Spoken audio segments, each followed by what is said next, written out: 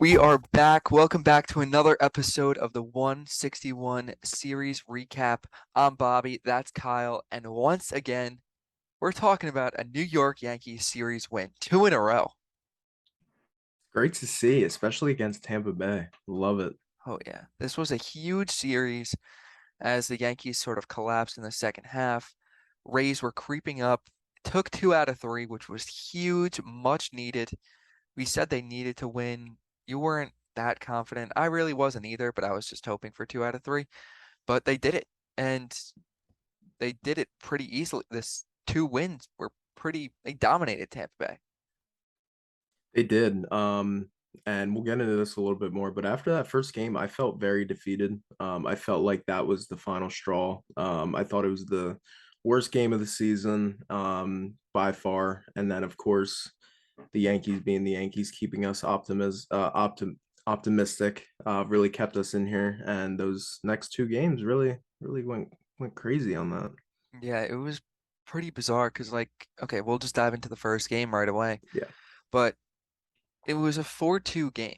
Like the final score finished 4-2, but that was Derek Jeter night where it was they honored him for his Hall of Fame induction. Throughout the first pitch, it was a sellout crowd Friday night. The stadium was packed, and the morale and just the mood of the stadium was just, I think especially because it was a sellout crowd, just made the game that much worse. Um, Obviously, it was the uh, Aaron Hicks outfield collapse game, I guess you could say, where he made everyone saw it by now. The play and left, dropped the ball, thought it was foul, didn't go after it, blah blah blah. And then the next one, which was definitely a harder play. Whoever hit it, fly ball or line drive, I should say, right over his head, and he misplayed it Mhm. and did not look good at all. If he didn't make that play on the previous play down the left field line, I don't think he really would have gotten that much shit for the play after that. But it was just No. like he just looked so bad, and like two in a row where he messed up. Yeah. Yeah, the worst part of that was it was back to back, you know. That first play that he completely blundered, it was tough to see, but I think what just made it really worse and everything about Aaron Hicks this season of how Yankee fans calling for him to get DFA'd, calling for them to trade him, all this other stuff like that, is the fact that he let it go. He thought it was foul, and of course scored two runs on that. Which then, of course, next play he does it again. That was a hard catch to make.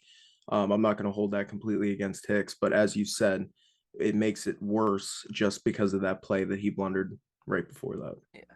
And we know how Yankee fans are, and at the stadium, you saw after that second play, all of the fans, they were showing them, which was kind of messed up, but like all the fans in left field, they were ripping him so bad. Like all the fans in the front row were leaning over the railing, like so visibly, like probably saying some really, really, really taking it too far, like whatever, towards Hicks.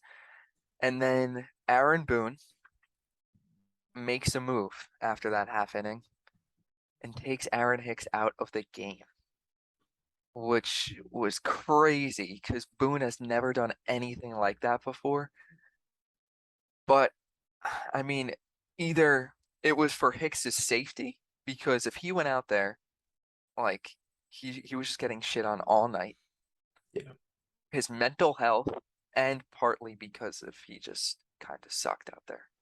But like the combination of all of that, I think it was probably the right move. Mhm. Um, I mean, yeah, I was just shocked though. Yeah, I was too, but I was shocked in a good way. I gained a lot of respect for Aaron Boone there. You know, I didn't think he had it in him, but I definitely think it was the right call. Florial coming in to replace Hicks. I think it's just the fact of where Aaron Hicks is at the moment with the bat and the glove. I mean, he's not well on either side.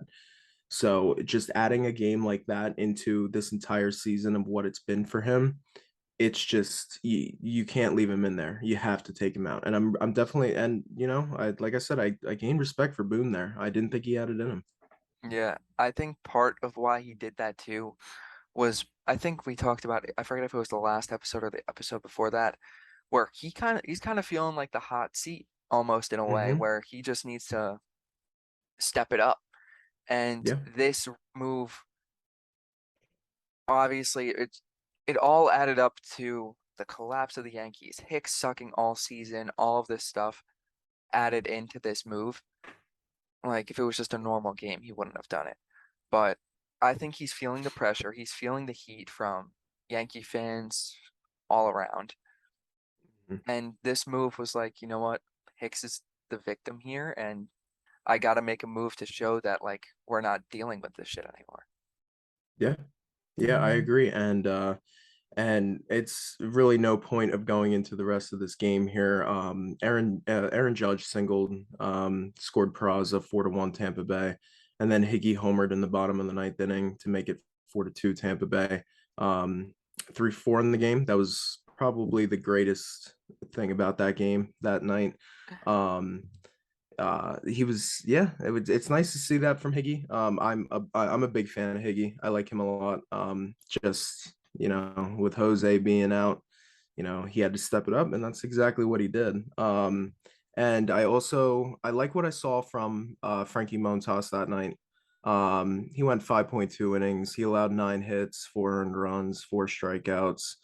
The stat line is a lot worse than what he looked. And 2 of those earned runs are shouldn't be earned runs in my eyes because Yeah, Aaron Hicks was not credited with an error. So technically gave up 2 earned runs in 5.2 innings. It's not terrible, but it's kind of what we have to take, whatever we can get from Frankie Montas at the moment. He obviously didn't. He's not. He's slowly getting to where we want him from the trade. But I will say though that Ryan Weber looked extremely good in this game. He yeah, pitched 2 innings. He only allowed 1 hit and 1 strikeout. yeah.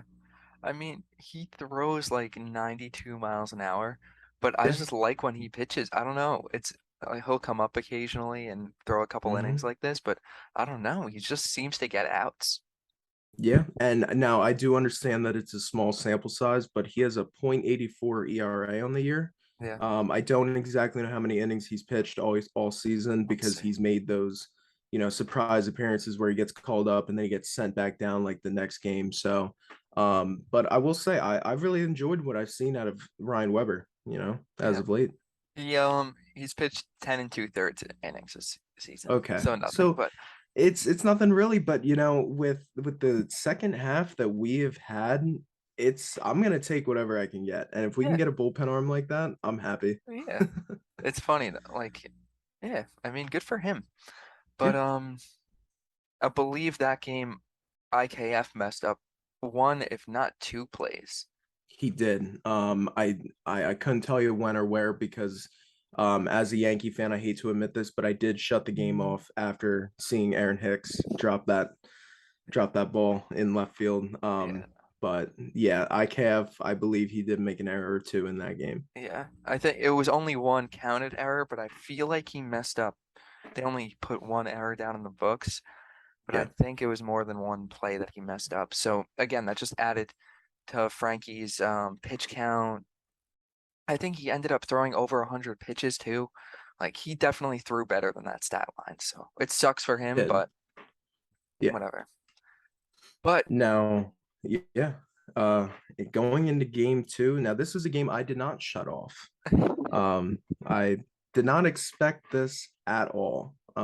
This was a little crazy. The Yankees opened up the game with 7 straight singles to make it 5-0. Judge, Stanton, Torres, Donaldson, Cabrera, and Andujar, as well as IKF, all were part of those 7 straight singles. And then, of course, Aaron Judge in the first inning coming up 2 for 2 with an RBI single, making it 6-0 Yankees. Knocked Corey Kluber out of the game. Donaldson launched one, made it 7-0. RBI single for Wander Franco made it 7-1. JD scored on a wild pitch, 8-1 Yanks, IKF RBI single, 9-1 Yanks. Um, yeah, that was pretty much the scoring for most of the game. And then Stanton, he added to the excitement of that game by homering off of Christian Bethancourt, making it 10-3 Yankees. I believe that was a 47-mile-per-hour pitch. Yeah, that was pretty much the game. Oswaldo Cabrera, I do want to give him a big shout out. He has looked amazing in right field. Yeah, it's unreal, and he's not even an outfielder. He played what, like No, 10 games in the minors or something like that? yep, all at right field. And the fact of him coming in here to Yankee Stadium as a kid, never played a big league game before, and looks this good. He recorded his sixth outfield assist in this game. He throws so hard and he is so accurate. Yeah, I I really give him a lot of praise. yeah, it's insane. It really is. Mm.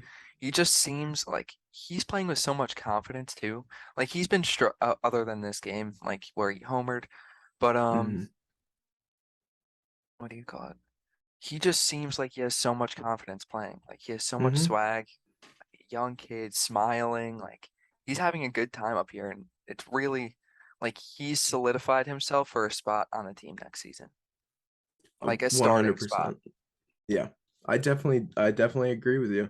Um, especially if Mr. Aaron Judge decides to, yeah, you know where we're getting at. Don't even say But it. if that ever does happen, I think we have our guy over there in right field for sure. But um, the pitching in this game, Jameson Tyonne, amazing. Yes, yes. I One of his loved what I best saw out of him. performances. One of the one of his better performances, or one of the best really this season. Seven and a Hmm. third, three earned runs, eight strikeouts. Great. I mean, if we could get that out of him all the time against Yeah, the Tampa Bay Rays too, who, like we've said, are not an easy matchup at all. Good for him. Definitely building some confidence for him.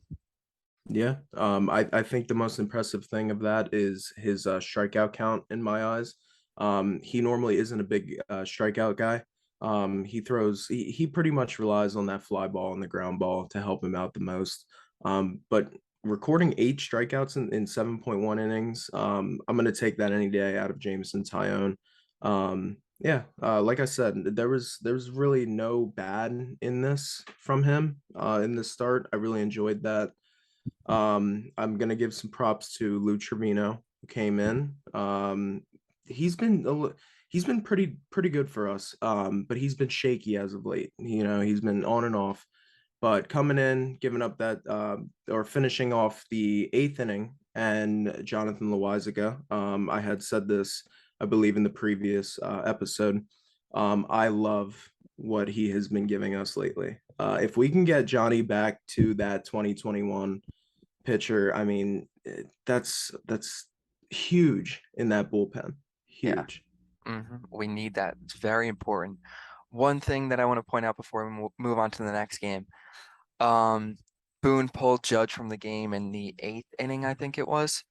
Yes. And then, I mean, it just sucks that LeCastro came in to for Judge in the lineup, and they had a position player on the mound, and Yeah. Judge had a chance to face a position player as we head closer to the end of the season. Judge is still sitting at 55 home runs. Didn't get a home run in this series. I, I mean, I know you want to rest him and stuff, but what's Yeah. 2 innings gonna do? I know. Let him I get another at bat. That was my thought too. Especially after seeing just this entire game. It kind of really it kind of set me up for one of those Aaron Judge nice homers, easy homer off a position player, but you know, whatever. Yeah, it just sucks because especially especially this late into the season, as you said, and trying to get him to that mark of history. It would have been nice to see, but he's just because he's not hitting home runs doesn't mean he's not producing. This man has been hitting singles and doubles this entire series, and he's drawing walks. Hmm. I believe he's second in the majors in walks this season behind Juan Soto. Yeah. He has been like, yeah, if you're gonna take the bat out of his hands by not by pitching around him or intentionally walking him, he's gonna beat you with other ways of his game, and that's what makes him an MVP. But you know, either way, but yeah, so game two was a big breath of fresh air. It was amazing to see. I didn't expect it at all because I really felt like it was rock bottom after game one, and they came out swinging and they did exactly what they needed to. Yeah. And kind of the same thing with game three. So game Yeah. three, who start? Oh, that was Sunday. That was the Sunday game, yesterday's game, recording on Monday. Hmm. Um, Domingo Herman pitched on 3 days rest, I think. It was three or Yeah. 3 days rest. Um, he only ended up pitching 1 inning, which Yep. was like once they pulled him, I was like, I don't know. Like going a bullpen game the rest of the way, it's kind of nervous. Yeah. But Yankees bats came alive again right in the beginning of the game. First Hmm. inning, first inning, Glaber, who you had said in the last episode you were looking for a big series out of him. He hit a Yeah. home run. That was the 3-run shot. That was the scoring in the first inning, I believe, right? Yep. It was. Yeah, so Glaber came alive. Mm. And then the second inning was when the Yankees exploded again. 7 runs that inning. Yeah. And that was, There was a Aaron Judge sac fly. He made it yes, 4-1 Yankees, yeah, and then Stanton that's what opened it up was. with a 3-run home run, and Yes. then Not my off a guy, position player. that was not off of a position player, no. And then, as you stated before, I was looking at a big series from him. Back to back with Stanton, Gleyber Torres hit another home run, second of the ball game, made it 8-1. And then our guy, who we have just been raving over ever since he's been called up, Oswaldo Cabrera hit his first career homer to make it 10-1 Yankees in the bottom of the second inning. Yeah, That's what made this series so crazy. These last two games, the Yankees have scored like what, 20 20. runs in 4 innings? Yeah, Like that's absolutely insane to me. Like where has this been ever since the All-Star break? I don't know. And we're throwing lineups out there. We don't have Rizzo, we don't have Carpenter. Uh, we still haven't seen what we have, what we traded for out of Harrison Bader. DJ LeMahieu just went to the IL. I mean, we're missing the key guys, and if it's the next man up mentality, and I love what we saw out of these last two games. Yeah, it's really crazy. I mean, it just seems like this is a common theme this at least with the stretch, this second half kind of, I don't want to say collapse because they're still there, Yeah, but um the stretch of games where they've just been horrible. They'll have hmm, games where the offense doesn't show up, and then all of a sudden they'll just come out and score 10 runs like this, and it makes no sense at all. Like Corey Kluber, yeah, they came out swinging, who yeah. we thought they were going to get shut down by, Hmm. but obviously something clicked, and hopefully they keep it rolling. Yeah, I mean, I hope so. This team, when healthy, I mean, we say this every episode. We know what this team can do when healthy, and we still haven't seen one of the top defensive center fielders who we traded for, Yeah, who it's looking like a terrible trade at the moment, but I tell everybody to relax, just wait till we see out of Bader. But just seeing what this team could do in the last 2 days against the division rival who is literally right on your tail. If this podcast could have been a whole lot different if the Rays would have swept us. It would have been, I believe, a 2-game lead in the AL East. It could have even been worse than that, 1.5 maybe. Um, but now we're sitting at 5.5 games up against Tampa Bay. That's that is so crazy how this just worked out in our favor in this series. just because it could have went the complete opposite direction. Going in with a 5.5 game lead the rest of the way, it's going to be hard for Tampa Bay to catch up just because of how hard their schedule is. But I'm not gonna put it under wraps, of course not, because anything could happen. But it definitely helped the Yankees in a huge way. Yeah, it really is. They could have came back or they could have came out after that first game. I mean, being in that clubhouse after the first game. Again, we're only talking about a 4-2 lead or Yeah. 4-2 game, but Hmm. the game was just horrible, like Yeah. overall. And they could have came out game 2 and game 3, stayed like playing horribly, vibes low, whatever. They came out swinging. They turned things around. Hopefully, this is a turning point for the rest of the season for the next few weeks. What do we have? Like Hmm. a month, 4 weeks about left of the regular Yeah. season. You just got to keep their foot on the gas and really keep rolling like they were playing the past couple games. Offense needs to stay consistent. Hopefully, Judge hits 6 more home runs or 7 more. That would be nice. But It would be. but yeah, I don't know. I'm really looking forward to see how the Yankees come off this series because this has to be a huge boost of confidence for them. Yeah, it definitely has to be. And going into tomorrow, when they head up to Boston, you're going up there against your division rival, your rival for the last how many years, and they are where they are in the standings, and you're coming off this momentum win series. You got to keep it rolling. Yeah. And as we're getting into the next series that we're going to cover real quick, I'm expecting a sweep out of this in Boston. I This think is only a anything two less game than that. series, right? This is, yes, it's Okay. going to be a 2 game set. It kind of surprised me when I looked at the schedule and saw that we're only facing Boston for 2 games. Yeah. But either way, I want a sweep out of it. I'm expecting a sweep, especially after coming off of this series.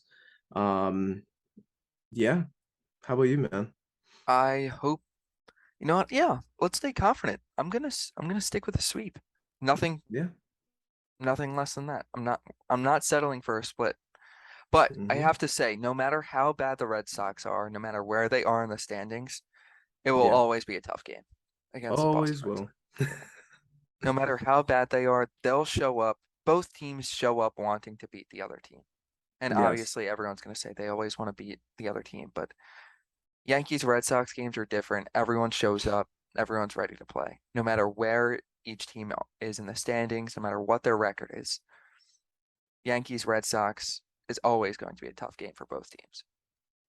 Always. That's Yep, how it's always worked, how it's always going to yep, exactly. So, all right. So Glaber was your guy. be. Hmm. He ended up going 5 for 14, 2 homers, and 5 RBIs in this series. Who are you Hmm. looking for in this 2 game series? Some Uh, there's a few that come to mind. Um, of course, Judge is always going to come to my mind. Stanton absolutely goes nuts when we play the Red Sox, especially in Boston. right. I feel like a safe pick would be Stanton, but I'm gonna go IKF. Last time we were in Boston, he had his first home run of the season, Oh yeah. and he was big. He was big all season, all series for the Yankees. I believe that I believe it ended in a split, if I'm not mistaken. I don't know. But either way, IKF came up huge in that series, both with the glove and with the bat. And his push bunt, I believe that was to tie the game right after he hit that home run, was just it was awesome to see. So I'm gonna go with IKF. IKF was actually my pick for last series, and Yeah, he ended up. I was just doing some quick math. He went 3 for 10 with a few singles like IKF usually does. But yeah. I hope you're right. I hope to see a little IKF, little squeak one over the green monster, first row of the monster. I wouldn't be Mm-hmm. upset with that. No. Eighth inning to take the lead. IKF squeaked one over the monster. Maybe. I wouldn't mind that. I okay, well, I'm gonna say Aaron Judge is gonna hit 2 home runs this year in the next 2 games. Okay, I love that. Absolutely love I think he it. realized that he needs to step it up, whether it'll be a multi-home run game or one in each game. He's hitting two. Awesome. I love that. Love And that prediction. we're going to see Oswaldo Cabrera's first career home run this series. Or Oswald Peraza, I'm sorry. Okay, I was awesome. looking at Peraza, but I said No, Cabrera, but I meant Peraza. no, you're good. I seem to always mix up Oswald with Oswaldo. That's gonna Yeah. take me a little bit to get used to, but I love that prediction. I Peraza's have first been, career home run is coming in this series. and that would be like such a storybook way for that to happen. You're going into Boston, fighting for the top seed in the AL East. The rookie comes up, highly touted shortstop, hits his first career home run at Fenway Park. I mean, that would just be great. And I've really liked what I've seen out of Peraza Yeah. so far. Yeah. He So looks really yeah, smooth. Big series coming up. Two games, but you know what? They're making a statement these two next two games. yeah, I love it. Yeah. Awesome. All right. We'll see what happens.